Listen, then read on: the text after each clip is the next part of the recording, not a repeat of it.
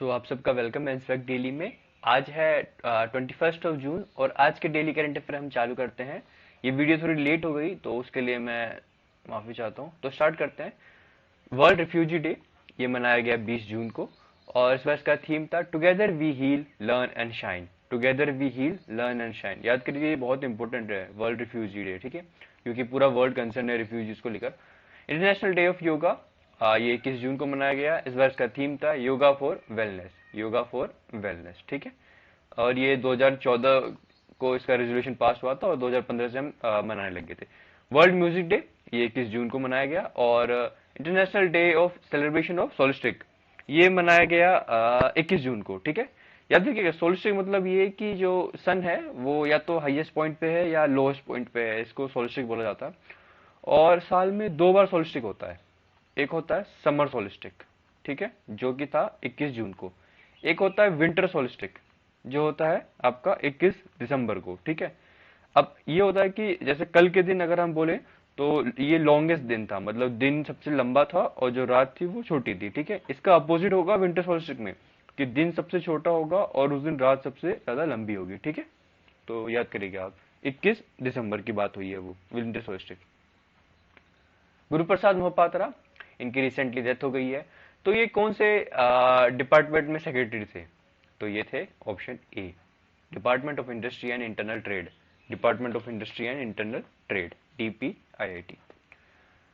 कौन से पर्सन है जो एज ए मेंबर अपॉइंट हुए हैं कहां पर? वर्ल्ड बैंक और IIM के हाई एडवाइजरी ग्रुप में। इनका नाम है ऑप्शन बी, मोंटेक सिंह अहलूवाला। इनका नाम है मोंटेक सिंह अहलूवाला।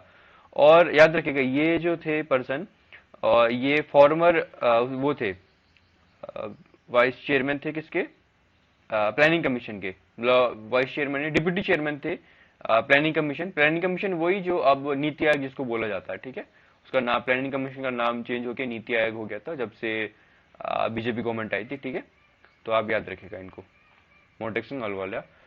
और नेक्स्ट क्वेश्चन है, according to annual bank statistics of 2020 Bharat का कितना पैसा वो स्विस नेशनल बैंक में जमा है?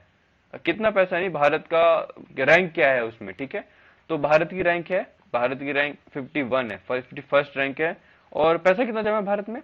भारत में जमा है भारत का जमा है वहां पर 2.55 बिलियन।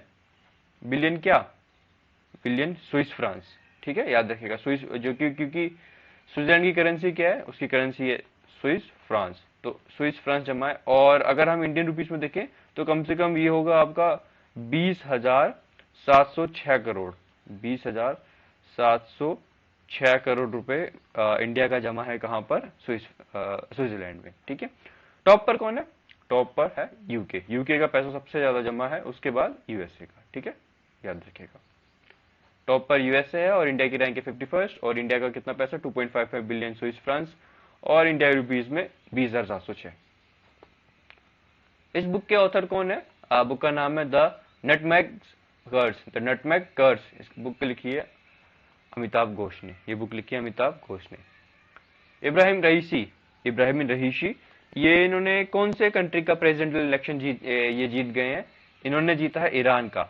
और ये बहुत इंपॉर्टेंट न्यूज है, आप इसको प्लीज स्टार मार्क कर लीजिए, पूछा जा सकता है। और जो ये इब्राहिम रईसी हैं ये CGI है, मतलब चीफ जस्टिस है कहाँ के? ईरान के चीफ जस्टिस हैं ये, ठीक है, इसलिए ये इंपॉर्टेंट क्वेश्चन है। ईरान की कैपिटल है तेहरान और करेंसी है ईरानियन तोमान। याद रखिएगा ईरान की कैपिटल क्या है? तेहरान और करेंसी है ईरानियन तोमान। किस पर्सन ने 2021 फ्रेंच ग्रैंड प्रिक्स जीत लिया है? इनका नाम है मैक्स वर्स्टपन। इनका नाम क्या है? मैक्स वर्स्टपन और ये नीदरलैंड से हैं। कौन से CM है, ये पर्सन है जिन्होंने एक बुक को लॉन्च करा है और उस बुक में पोएम्स लिखी गई है। बुक का टाइटल है beyond here and other poems, ठीक है, जो कि लिखी एक ब्यूरोक्रेट ने जिनका नाम है विष्णुपाड़ा सेठी, विष्णुपाड़ा सेठी।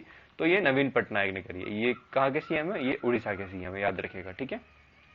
इंडिया की रैंक क्या है सस्टेनेबल डेवलपमेंट रिपोर्ट 2021 के हिसाब से? इंडिया की रैंक है 120 और फर्स्ट पर है कौन है? फिनलैंड। याद रखिएगा फर्स्ट पर है फिनलैंड, फिनलैंड। अभी एक रिपोर्ट आई है हाल ही में, किसने दी है वो रिपोर्ट? मतलब वो रिपोर्ट में ये है कि लेवल सिटी ऑफ इंडिया, मतलब सबसे रहने लायक सिटी कौन सी है इंडिया की, किसके हिसाब से, ईज ऑफ लिविंग इंडेक्स 2020 के हिसाब से, ठीक है। और जो ये ईज ऑफ लिविंग इंडेक्स है, ये आपका देता है सीएसई। सीएसई की फुल फॉर्म क्या है, centre for science and environment, CSE करके है। सीएसई देती है centre for science and environment करके देती है ये इंडेक्स। और इस बार कौन सबसे ज्यादा सिटी जहां पे रहने लायक है, वो है बेंगलुरु। बेंगलुरु सबसे रहने लायक सिटी है, ठीक है। रिसेंटली हाल ही में एक सबसे थर्ड लार्जेस्ट डायमंड मिला है, ठीक है। तो वो कहां पर मिला है, वो मिला है बोट्सवाना में, याद रखिएगा बोट्सवाना मिला है।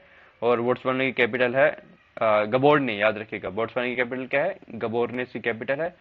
और अच्छा, फर्स्ट सबसे पहला सबसे बिगेस्ट कौन सा है, वो है कम से कम 3106 कैरोट का, ठीक है, कैरेट का। उसका नाम है कुलियन स्टोन, कुलिनन स्टोन नाम है उसका, जो फर्स्ट कुलिनन स्टोन, और ये साउथ अफ्रीका में मिला था।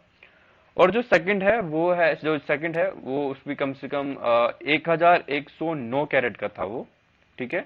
और वो भी यही बोट्सवाना में मिला था, और उसका नाम था लेसेडी राना, लेसेडी राना करके बोट्सवाना में मिला था। और जो थर्ड मिला है वो कितने कैरेट का है, वो है 1098 का, ठीक है। 1098 का कैरेट का ये मिला है बोट्सवाना में। बोट्सवाना की कैपिटल है गबोर्ने, याद रखिएगा। अच्छा, एक और क्वेश्चन, वर्ल्ड में सबसे ज्यादा डायमंड प्रोडक्शन कौन करता है, गेस कीजिए। वो है रशिया, ठीक है, याद रखिएगा रशिया करता है, उसके बाद फिर बोट्सवाना करता है, ठीक है। तो ये थे आज के current affair. Thanks for watching this video. और मैं जून पार्ट 3 लेके आ रहा हूँ जल्दी ही, बेस्ट 300 सीरीज का, और शायद वो मैं कल तक उसको रिलीज कर दूंगा। So thank you and have a nice day.